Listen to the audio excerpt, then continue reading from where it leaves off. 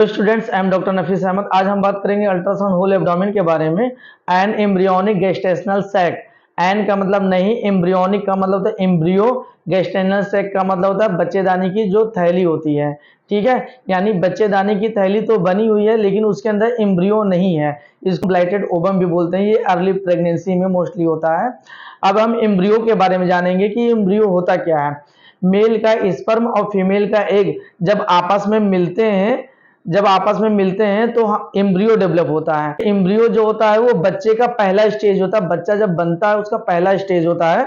आप डिस्प्ले पे देख सकते हैं कि किस तरह से एग और ओवम जब आपस में मिला तो फर्टिलाइज एग हुआ है, यानी दोनों फर्टिलाइज हुए हैं। फिर सेकंड सेल बने, एक सेल से दो सेल बने, दो से चार सेल बने और चार से आठ, इस तरह से 16 सेल बने। इस तरह से जब सेल्स प्रोलिफरेट होते हैं ब्लास्टोसाइट बनते हैं।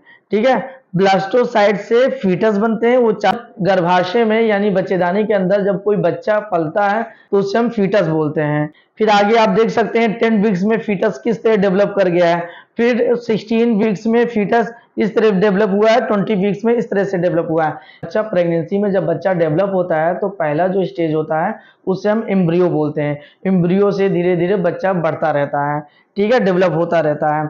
और एन एम्ब्रियोनिक गेस्टेशनल सैक, यानी एम्ब्रियो है नहीं, सैक तो बन गया, बच्चेदानी की थैली तो बन गई लेकिन उसके अंदर एम्ब्रियो नहीं है। जब एम्ब्रियो नहीं है, बच्चा ही नहीं है, तो वो डेवलप कहाँ से होगा। तो ऐसे कंडीशन में डीएनसी करानी पड़ती है। ये अर्ली स्टेज पे मोस्टली होती है। और फर्स्ट ट्राइमेस्टर, अब ये ट्राइमेस्टर क्या होता है, यानी 1 से 3 तक फर्स्ट ट्राइमेस्टर होता है और 3 से 6 महीने के अंदर का जो टाइमिंग होती है वो सेकंड ट्राइमेस्टर बोलते हैं। और 6 महीने से 9 महीने के अंदर की जो टाइमिंग होती है उसे थर्ड ट्राइमेस्टर बोलते हैं। ठीक है, इसके वजह क्या होते हैं, ये एन एम्ब्रियोनिक है। एन का मतलब नहीं, एम्ब्रियो मतलब एम्ब्रियो नहीं है।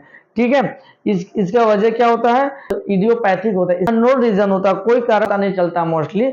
और कुछ जेनेटिक इफेक्ट भी कभी कभी होते हैं, जैसे स्पर्म का ठीक से ना बन पाना, मेच्योर ना होना, या ओवम का ठीक से मेच्योर ना होना, ना बन पाना कोई जीन डिफेक्ट के वजह से। तो ये दोनों मेच्योर नहीं हो पाते, तो आपस में जब मिलते हैं तो इमेच्योर होते हैं और फर्टिलाइज नहीं प्रॉपर से हो पाता है, जिसकी वजह से एन एम्ब्रियोनिक आता है। पेशेंट का हिस्ट्री क्या है, यानी कंप्लेन पेशेंट का क्या है, ब्लीडिंग पीवी यानी पर वेजाइनल, यानी बच्चेदानी के रास्ते से, वेजाइना के रास्ते से ब्लड आ रहा है। ऐसी कंडीशन पे अल्ट्रासाउंड कराने के बाद एन एम्ब्रियोनिक गेस्टेशनल सैक निकल कर आया है। बल्कि यूट्रस का मतलब होता है यूट्रस की साइज बढ़ जाना।